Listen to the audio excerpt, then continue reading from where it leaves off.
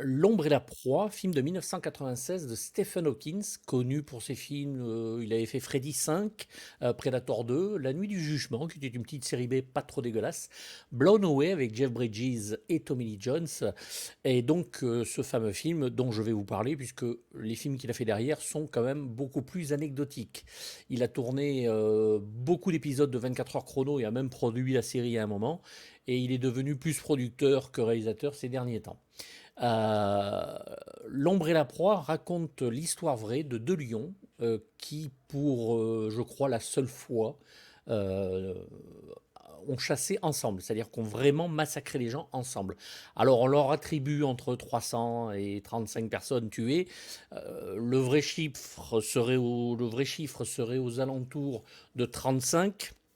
Mais il y a eu tellement de disparus, de blessés qui sont morts par la suite de ces blessures-là, que le vrai chiffre de 100 ne serait pas déconnant non plus. Donc voilà, bon, c'est toujours pareil. Il y a des livres qui ont été écrits, hein, notamment par le colonel Patterson, qui est le héros de cette histoire et du film. Le film donc est écrit par William Goldman, qui n'est pas un scénariste déconnant, puisqu'il avait écrit Détective privé, il avait écrit Butch Cassidy le Kid, il avait écrit des films comme Marathon Man, Les Hommes du Président, Un pont trop loin, Princess Bride, qui est un bon film, on en parlera aussi bientôt.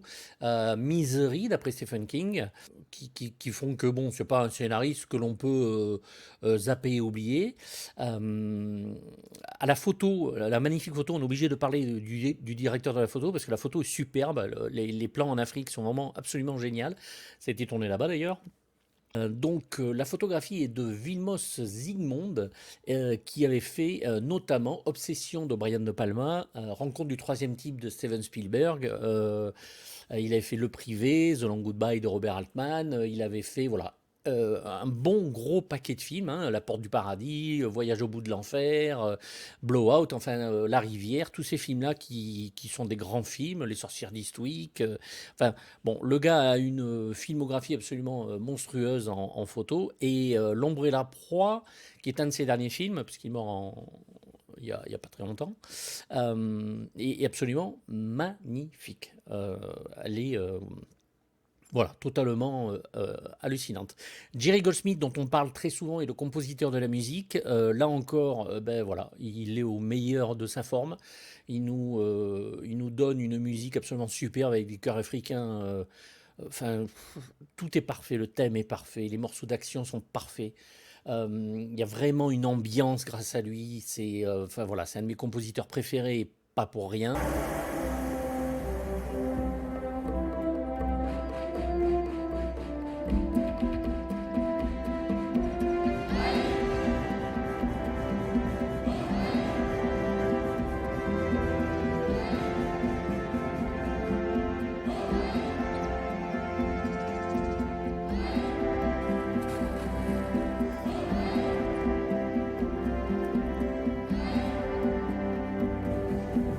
Il y a eu deux éditions de ces disques. La première, bon, celle de l'époque, et la ressortie d'un double CD avec l'intégralité de la musique, que je vous conseille fortement. Voilà, elle sert le film pendant les 1h50 de métrage, je crois, et c'est juste parfait.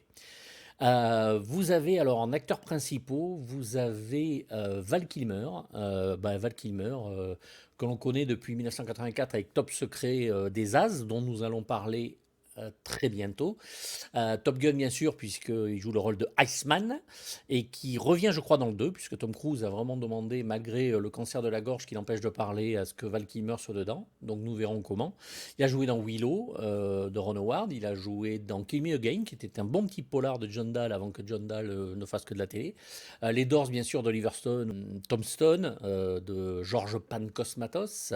Voilà, donc Batman Forever, hein, qui l'a propulsé dans les hautes sphères. Le Hit de Michael Mann, qui était juste, alors là, pour moi, c'était le meilleur rôle du film. Il était même au-dessus de De Niro et de Pacino. Le Saint, et puis voilà, bon, l'île du docteur Moreau, où malheureusement ses caprices de star ont fait que le film, plus Marlon Brando, s'est cassé la gueule. Voilà, bon, on l'a vu dans plein d'autres films derrière, bien sûr. et notamment le Kiss Kiss Bang Bang de Shane Black qui marquait son grand retour aux côtés de Robert Downey Jr., film dont nous parlerons aussi très bientôt. À ses côtés, est-ce qu'on a besoin de parler de Michael Douglas? Michael Douglas, fils de Kirk, voilà, qui des rues de San Francisco à Wall Street, en passant par La poursuite du diamant vert, Chorus Line, Basic Instinct, Chute libre, voilà, enfin bon, The Game, je pourrais même pas, je passerai une heure à vous parler de Michael Douglas. Voilà, il joue le rôle d'un chasseur. Alors, à l'origine, c'est d'ailleurs le seul personnage qui est fictif, puisqu'à l'origine, le chasseur était un chasseur qui s'appelait Charles Rayal, et qui est mort, lui, à côté des trains, et qui n'a même pas pu toucher un seul lion. Quand Michael Douglas a été attaché au tournage, il a fait développer son personnage. Et, euh, et du coup, voilà, bon, on a une version d'un personnage beaucoup plus énigmatique et beaucoup plus intéressant. Et voilà, il sert très très bien le film avec ses guerriers Maasai, il est juste excellent. Voilà. Donc Michael Douglas, pas besoin d'en parler. Nous avons John Canning qui fait, on va dire, le contremaître du chantier, que l'on a vu dernièrement dans Black Panther. C'est le roi T'Chaka, père de T'Challa, qui décède dans Civil War, mais qui revient dans Black Panther sous forme de flashback. Très bon acteur, hein, voilà, on l'a vu dans beaucoup de films aussi. Et là, il est juste excellent. Et vous avez Tom Wilkinson. Alors, Tom Wilkinson fait le patron de Val Kilmer dans le film. Bon, lui, vous l'avez vu dans Valkyrie, vous l'avez vu dans Batman Begins, vous l'avez vu dans plein de films. Il joue souvent des connards et des salauds. Là encore, ben voilà, c'est un entrepreneur, hein, il est là pour gagner de l'argent. Il se fout des lions, ça n'intéresse absolument pas. Et voilà, il est là pour faire en sorte que les choses avancent.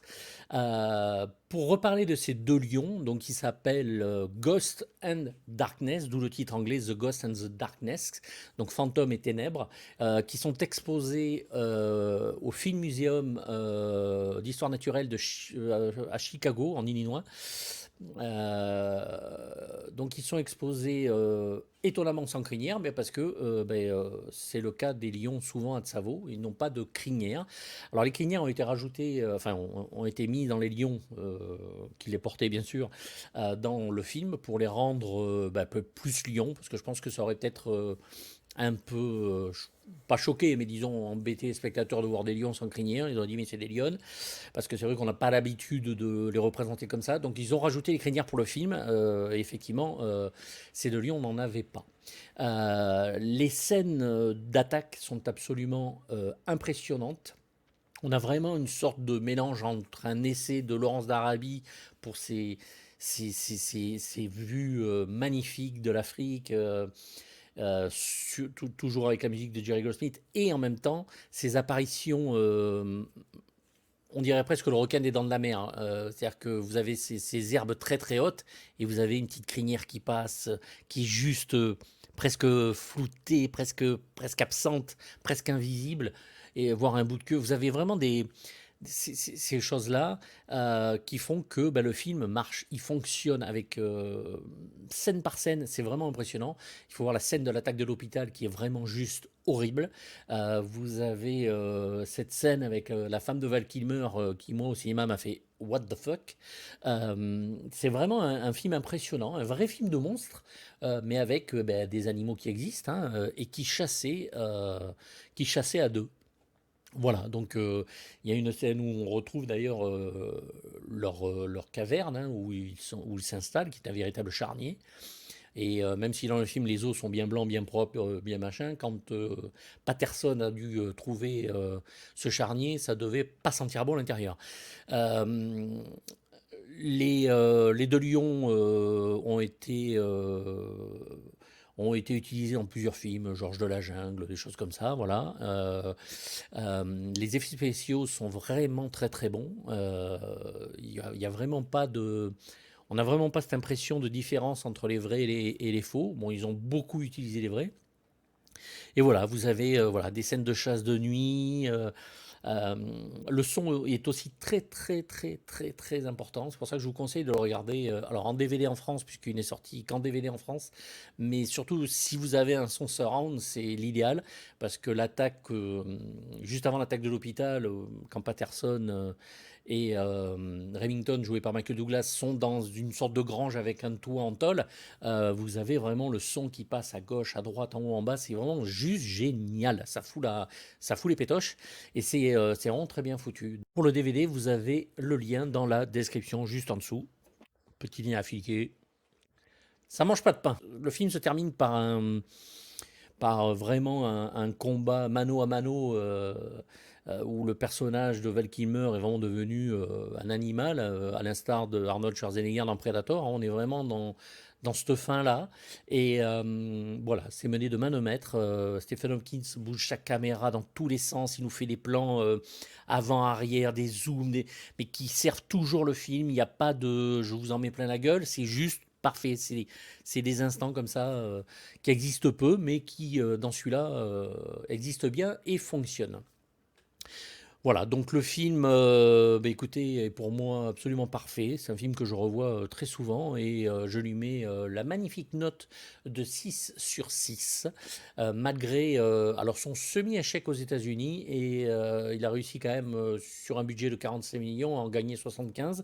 Alors c'est pas ce qu'attendaient sûrement les producteurs, mais bon, le film n'a pas démérité quand même en salle et surtout a eu de très bonnes ventes en DVD au fil des années avec des gens comme moi qui le vendaient comme un malade aux clients qui venaient. Voilà, à très bientôt pour une nouvelle vidéo. Je vous fais des gros bisous et la prochaine fois on parlera sûrement peut-être d'un nanar. On verra bien. Bye bye.